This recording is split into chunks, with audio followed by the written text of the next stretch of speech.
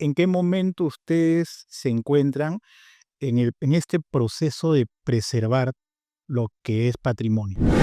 Nosotros como trabajadores de la Arquidiócesis de Lima estamos yendo de la mano de estas reformas que hay en la Iglesia que vienen desde el Vaticano, que son dirigidas por el Papa Francisco y que nuestro cardenal muy bien ha venido haciendo en los últimos años como arzobispo, ahora ya como cardenal. En un archivo debe trabajar un profesional, que las personas deben de prepararse. Antes mandaban a la persona que trabajaba mal en una institución a trabajar al archivo. Y el archivo quedaba en el sótano o quedaba en el último piso. Un archivo no debe quedar ni en el sótano ni en el último piso. Y quien dirige y el especialista que trabaje, así sea una sola persona, debe ser un profesional capacitado. ¿Qué tal? ¿Cómo están? Bienvenidos y bienvenidas. Estamos inaugurando este podcast que se va a denominar Voces del Patrimonio. Y hoy tenemos un tema muy, muy especial para iniciar esta nueva aventura en lo que corresponde a la difusión del patrimonio del Arzobispado de Lima. Nuestra invitada hoy es Kelly Montoya, directora del Archivo Arzobispal de Lima. Pero antes queremos decir y queremos también reconocer que este es un esfuerzo de la difusión del patrimonio del cardenal Carlos Castillo. Kelly, ¿cómo estás? Bienvenida. Buenos días, Duncan. ¿Qué tal, Kelly? Eh, en principio, y diera no sé, la impresión que eh, en los archivos, los documentos, no tienen en eh, en la importancia de la gente el valor que se da, por ejemplo, no sé, a un huaco, a un manto, a un vestigio textil. ¿Es esto así? Bueno, normalmente estamos acostumbrados a escuchar, a ver entrevistas, reportajes sobre sitios arqueológicos, sobre descubrimientos arqueológicos. Y solo en los últimos años se puede visibilizar más a los documentos, ¿no? Los documentos siempre estuvieron restringidos al ámbito académico, a los historiadores o a los investigadores antropólogos de diferentes profesiones, ¿no? Genealogistas, pero no al público de a pie, ¿no? Entonces, el ciudadano conoce o va a un archivo porque de repente tiene algún problema legal. Claro. Y es ahí donde sabe que existe un archivo y que en ese archivo hay documentos viejos, como todo el mundo le llama, pero no se comprende que no son solo documentos viejos, sino que esos documentos a lo largo de nuestra historia han ayudado a eso mismo, a construir nuestra historia. Y en ese sentido, Kelly, tú como director del Archivo Arzobispal, eh, ¿qué importancia le tendríamos que dar al archivo? ¿Qué importancia es la que nosotros, incluso hasta como legado, deberíamos tener presente?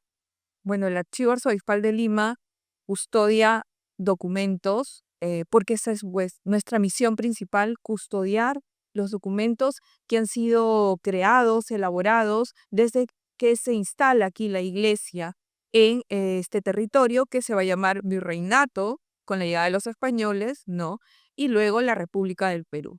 Entonces, a lo largo de esta historia de la iglesia de Lima y de la arquidiócesis, cuyo territorio era bastante extenso, ¿no? Y hoy está delimitado, es más pequeño, pero nosotros custodiamos todos esos documentos. Tenemos documentos que van desde las ordenaciones sacerdotales, los procesos de canonización, beatificación, registros de matrimonios, que son los libros sacramentales, registros de matrimonios, de función, bautizo, confirmaciones. Y esos son los documentos quizás más conocidos por los usuarios, por los feligreses, ¿no? De la arquidiócesis, porque estos documentos ratifican, testimonian que tu familiar, que tu ascendente estuvo registrado, nació en esta ciudad o en los linderos que ocupaba la arquidiócesis de Lima. Kelly, ¿y el Archivo Arzobispal en qué momento ya nace como parte del patrimonio del arzobispado? ¿En qué momentos ya se da el quiebre para decir que es parte de? Bueno, hay que comprender que un archivo tiene diferentes fases. Hasta llegar a convertirse un documento en histórico, hay un periodo, hay un margen de tiempo. Primero tenemos los archivos administrativos que hay en todas las instituciones, ¿no? En las oficinas, los documentos en formato papel y hoy los documentos en formato digital. Entonces, esos documentos pasan un periodo de tiempo, pasan a un archivo intermedio y luego de eso se decide qué se va a conservar, cuáles son los más importantes, los más trascendentales. De hecho, podemos creer que absolutamente todo es importante, pero hay cosas que quizás son documentos fotocopiados, que se repiten, entonces lo que se trata de conservar es el original. Luego de que se ha hecho ha pasado por esa cantidad de tiempo que se determina en la institución, tenemos el archivo histórico y esos documentos pasan a un archivo histórico, ¿no? Entonces, en el Arzobispado de Lima, lo que consideramos documentos históricos son sobre todo los documentos que van desde el siglo, en este momento, desde el siglo XVI hasta el siglo XX, ¿no? ¿Y cómo funciona un archivo? ¿Cómo funciona en este caso el archivo arzobispal? Bueno, el archivo primero tiene un organigrama bastante sencillo, por llamarlo así, en el cual hay una dirección. Ahora tenemos un área de conservación preventiva y curativa que nunca había existido. Tenemos un área de digitalización. Tenemos el área de atención al usuario o a nuestros feligreses, que es el área para atender las solicitudes de documentos sacramentales y el área que se encarga de atender a los investigadores, que van a revisar estos documentos, ¿no? Para sus diferentes tipos de publicaciones o tesis, ¿no? Estudiantes, y van construyendo la historia. Kelly, eh, para explicarle más o mejor a las personas que están interesadas, que nos ven, eh, ¿cómo llega alguien a trabajar en un archivo? ¿Qué experiencia necesita? ¿Cuál es la carrera que uno sigue para trabajar y ser perito en este tipo de circunstancias? Bueno, hasta hace varias décadas atrás no existía una carrera de archivística o archivología o de documentalista como se le suele llamar alrededor del mundo hispano, ¿no? Eh, Normalmente han trabajado en archivos historiadores o antropólogos o Tú abogados. eres historiador. Yo soy historiadora, ¿no? Pero desde hace 20 años, un poco más, un poco menos, es que ya empiezan a ver las especializaciones y dentro de la carrera de historia se dictan los cursos de archivística, paleografía, que es importante para trabajar en archivos históricos, poder leer los documentos antiguos. Para eso necesitas conocer la paleografía, ¿no? Tener cierto expertise, ¿no? Y bueno, ahora ya existe la carrera en algunas universidades de archivística, ¿no? Y también existen como posgrados.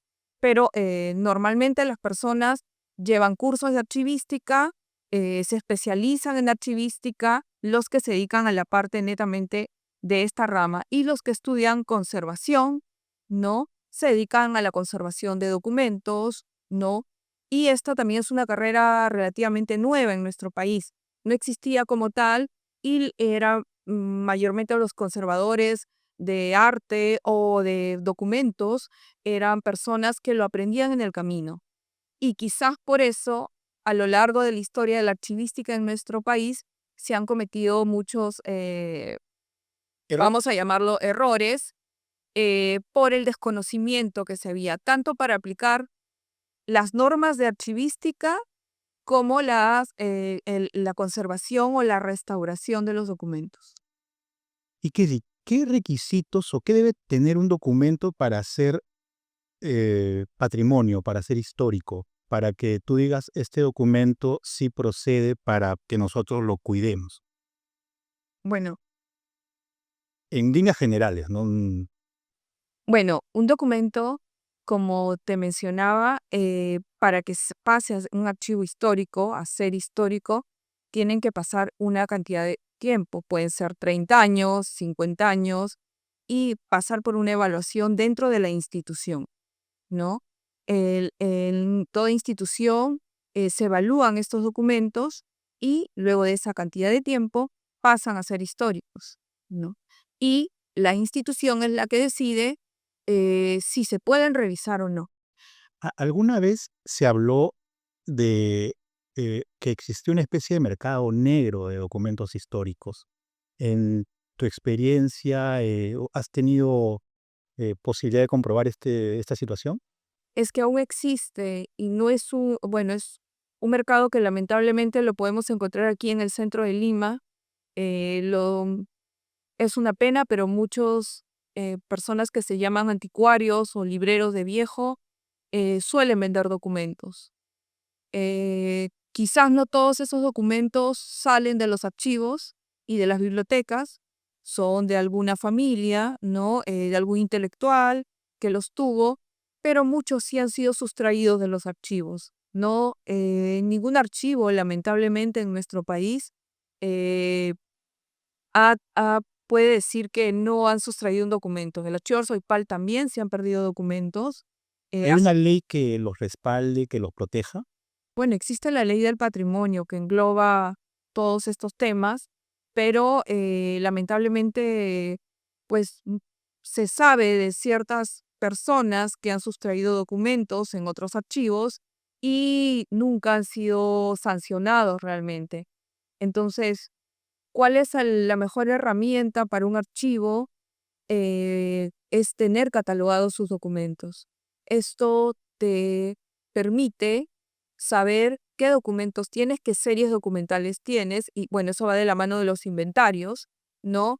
Eh, para que si en algún momento sale a la venta un documento, tú puedas reclamarlo y puedas, de la mano del Estado, realizar las pericias que se requieren y probablemente los juicios que haya que hacer, los reclamos aquí o en el extranjero, ¿no? Para que ese documento vuelvan al archivo. Nosotros hace un mes hemos tenido, pues lamentablemente hubo una denuncia en las redes sociales en que se estaba vendiendo un documento del archivo. Un documento que nosotros no sabíamos que era del archivo, que nosotros jamás lo vimos cuando llegamos a trabajar el archivo, pero que efectivamente perteneció alguna vez al archivo. ¿Cuándo salió del archivo? Eso no se sabe, porque tampoco nosotros hemos encontrado inventarios en el archivo, ¿no? Inventarios generales. Entonces sí lo vendía un librero, ¿no? Lo estuvo vendiendo, salió en las redes y nosotros pudimos recuperar el documento y ahora está en el archivo Ah, y qué bueno. efectivamente era del archivo, como acabo de decir, pero nosotros no sabemos cuándo salió, porque no está en el catálogo que usualmente usan los investigadores que tenemos en el archivo, pero alguna vez estuvo en el archivo. Imagino que como esos casos pueden haber varios más. Hay muchos, sí, hay muchos aquí y en el extranjero. A través de las páginas de internet se venden muchos documentos y muchas obras de arte. Kelly, pasando también al tema de, nos decías hace algunos momentos que hay, por ejemplo, hay partidas, hay registros de bautizos, ¿no? ¿Y en qué forma, por ejemplo, ustedes complementan estos registros con lo civil, ¿no? Con los documentos que ya son parte de un registro civil, por ejemplo. Bueno, el registro civil se crea en la segunda mitad del siglo XIX, ¿no? Antes de ello, el único registro que hay es el registro bautismal, o el registro de los matrimonios en las iglesias, o las defunciones que antes se registraban en las parroquias, y bueno, las confirmaciones, y los expedientes matrimoniales, ¿no? Entonces, para el Estado peruano, estos documentos, los registros de bautismo, matrimonio, defunción y los expedientes matrimoniales tienen una validez, porque antes de la creación de los registros civiles en nuestro país como Estado, no hay otro documento. Entonces, muchos ciudadanos que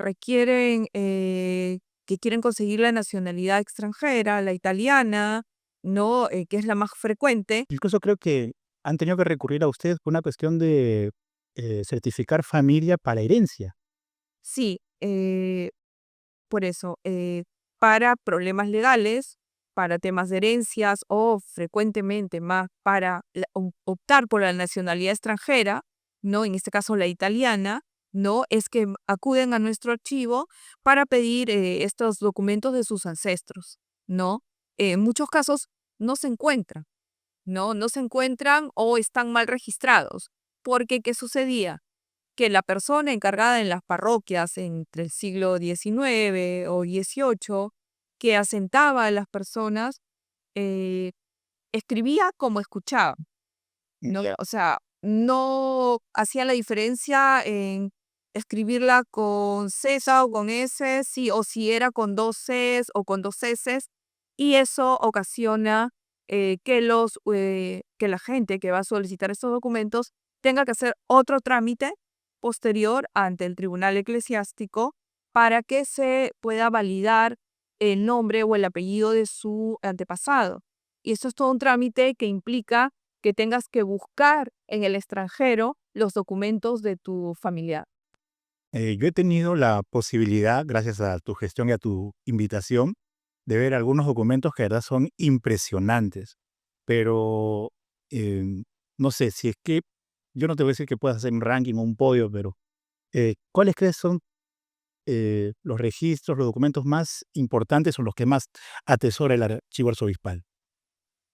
Bueno, quizás uno de los documentos, y esto es algo que también hay que conocer, documento no solamente es un papel escrito, ¿no? Entre el patrimonio documental tenemos a los planos, a las fotografías que forman parte de todo este grueso de patrimonio documental, el patrimonio audiovisual y ahora el patrimonio digital, ¿no? Los documentos digitales. De eso vamos a hablar después ya. Entonces, dentro de este patrimonio que nosotros custodiamos, el plano del Cusco del siglo XVII es uno de los documentos quizás más importantes porque es el único que existe en nuestro país de ese momento. No es un documento en el que veamos a toda la ciudad del Cusco, sino es un sector bastante importante del Cusco. Y lo bonito es que este plano está pintado, ¿no? Está pintado y no ha perdido el color. Y es un documento que estaba inserto dentro de un reclamo de un párroco del Cusco, de la parroquia de Belén. Entonces, este es un reclamo y a finales de 1980, comienzos de 1990, por ahí, un historiador norteamericano encuentra el plano mientras investigaba, ¿no? Estaba dentro, entonces lo que se ha hecho es sacar el plano y pues guardarlo de una manera apropiada, ¿no? En una caja o contenedor, como le llamamos nosotros, libre de ácido, y está extendido, entonces el plano está muy bien guardado. Y bueno, otro de los documentos importantes y que la gente, cuando hemos hecho las jornadas de puertas abiertas, ha querido ver y hemos mostrado alguna vez, son los registros bautismales de Rosa de Santa María o Santa Rosa de Lima y de San Martín de Porres, ¿no? Nosotros Que tenemos, se he visto, claro, se he visto. ellos están asentados en el mismo libro, no se conocieron, ¿no? Pero estuvieron asentados, fueron bautizados en la parroquia San Sebastián, que queda aquí cruzando la avenida Tacna, ¿no? Ellos se bautizaron ahí y están asentados en el mismo libro, ¿no? Entonces, también tenemos su registro de defunción, ¿no? Al igual que la de otros santos o venerables, ¿no? Que eso es muy importante para los feligreses de la Arquidiócesis de Lima. Kelly, nos mencionabas que ya hay otra etapa, ¿no? Hay otro momento en lo que es los documentos, el archivo. Ya viene la digitalización, viene la inteligencia artificial. ¿En qué momento están ustedes? Sí. Bueno, el tema de la digitalización de documentos, que es diferente a la creación de documento como tal, el documento digital que todos lo hacemos cotidianamente, eh, aquí, sobre todo en nuestro país, ha estado un poco, en líneas generales, muy atrasado, ¿no? Y la pandemia es lo que ha hecho que las instituciones se den cuenta de que una manera de servir a los investigadores es digitalizando los documentos, ¿no? Que esto ya se hacía en otras partes del mundo. Yo hace más de 10 años tuve una beca para estudiar digitalización de documentos que me pareció una cosa rarísima. Formé parte de un proyecto de digitalización con la British Library y ellos financiaron esta postulación y para mí fue algo novedoso, ¿no? Hablar de estos temas pero a pesar de eso, que teníamos proyectos que digitalizábamos para la Biblioteca Británica, eh, realmente en nuestro país no entraba en esa etapa de digitalizar. Y el archivo Soifal mucho menos, ¿no?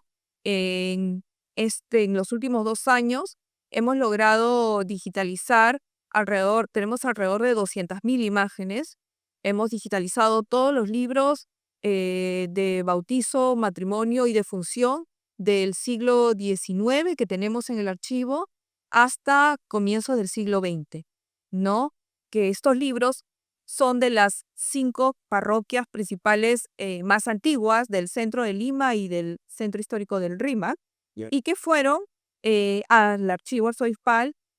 Por decreto se solicita a todas las parroquias del centro de Lima que envíen estos libros que estaban en las parroquias, pero que pasan a ser custodiados en el archivo arzobispal.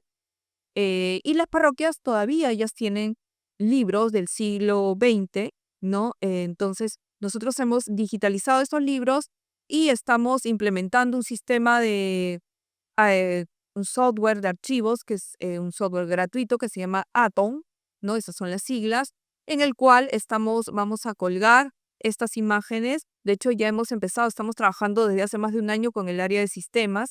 Para el área de sistemas de la institución también esto es algo nuevo, ¿no?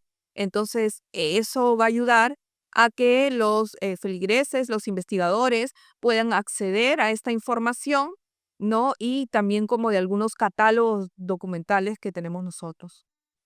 La era digital, el pasar el documento a un archivo digital, ¿es conservación preventiva? Es parte de la conservación preventiva y eso tiene que Porque entenderse que no es la solución. que tampoco es restauración. No, Claro. no. La digitalización nos ayuda a preservar los documentos, pero no es la solución, porque tú tienes que centrarte en el documento como tal, en el formato original, ¿no? Entonces la digitalización nos ayuda a la difusión, a que los feligreses y los investigadores tengan un acceso más rápido a esta información, pero no es la solución de un archivo, es una herramienta de la conservación.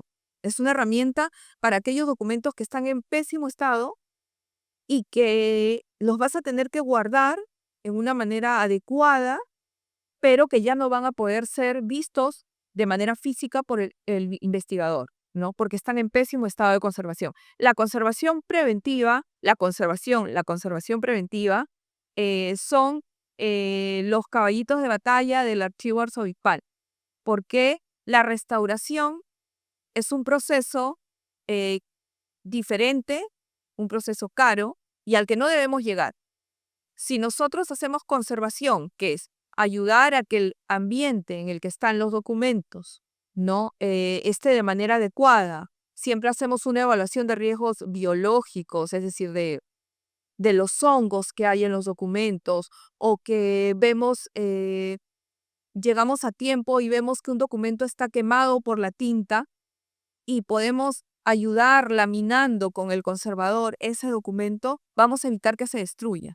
Entonces, para eso nos sirve la conservación preventiva, ¿no? Y la menor intervención que solemos hacer nosotros le llamamos la conservación curativa. Restaurar es muy diferente. ¿Cuál es la Restaurar restaurar es tratar de poner un documento o una obra de arte tratando de que se vea de la mejor manera, ¿no?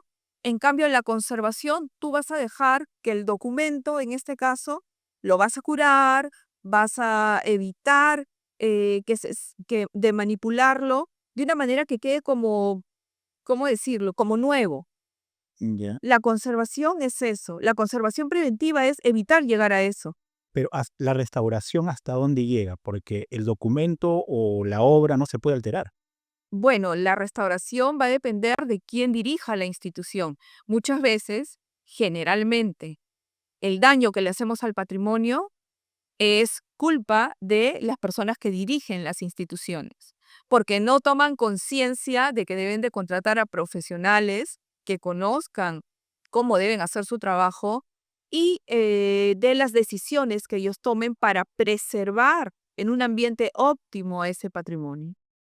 Kelly, en tu condición de directora del Archivo Arzobispal, eh, ¿cuál es el mayor esfuerzo? ¿Cuál es la tarea más fuerte que están haciendo ustedes ahora, ¿no?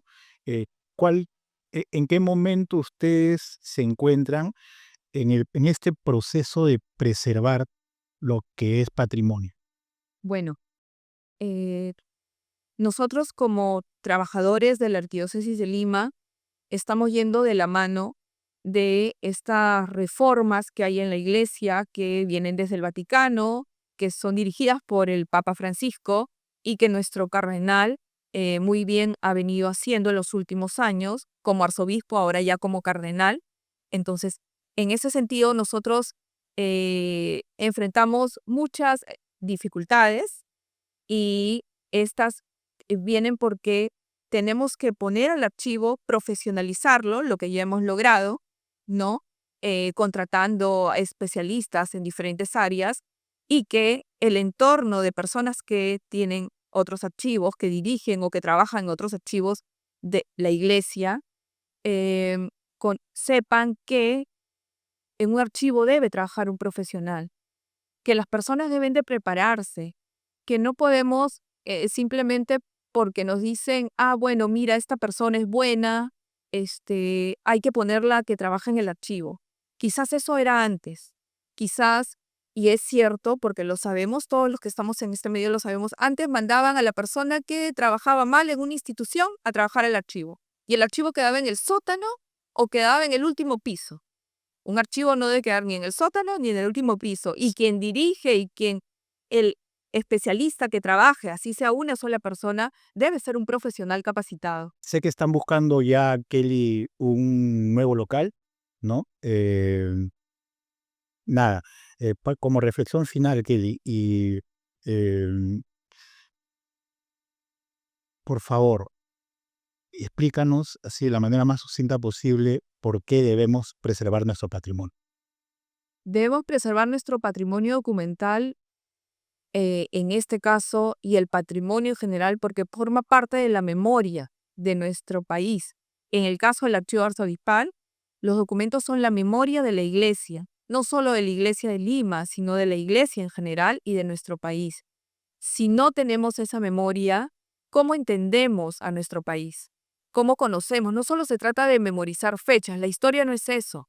La historia es conocer los procesos y los documentos son parte de esa ayuda para conocer esos procesos. Sin esa memoria nos olvidamos de quiénes somos. Cuando vemos lo que sucede, cuando se votan los documentos, cuando las autoridades no valoran los documentos ni a las personas que trabajan custodiando, conservando esos documentos, estamos perdiendo nuestra historia. Muy bien, Kelly, te agradecemos de verdad y seguro va a ser motivo de estar nuevamente juntos. Eh, Hasta aquí llega este capítulo de Voces del Patrimonio. Reiteradas las gracias a Kelly Montoya, directora del Archivo Arzobispal de Lima, y con nosotros hasta la siguiente edición. Gracias.